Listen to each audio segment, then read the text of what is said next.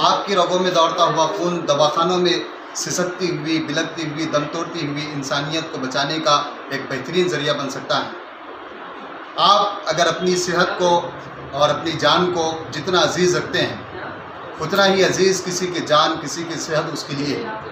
कुरान कहता है कि वमन अहयाहा फकअन्नमा अहया अन्नास जमीआ, कि तुम्हारा किसी एक इंसान की जान बचाना सारी इंसानियत की जान बचाने के मुतरादिफ है।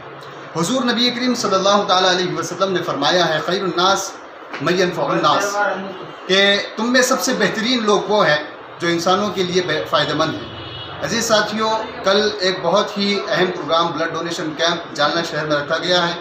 नए जालना में दारुल ख़ज़ा पेंशनपुरे में मेरी नौजवानों से गुजारिश है कि नए जालने के नौजवान वहाँ पहुँचे। कदीम जालना में, दुखी नगर कदीम जालना में जमात इस्लामी के ऑफिस पर ये प्रोग्राम रखा गया है, लिहाजा दुखी नगर के नौजवान वहाँ पर पहुँचे। आपका आना यकीनन ये इंसानियत की बका के लिए, इंसानियत की तहफ़्फ़ुज़ के लिए बहुत ही फ़ायदेमंद इंशाअल्लाह साबित होगा। जज़ाकल्लाहु खैर।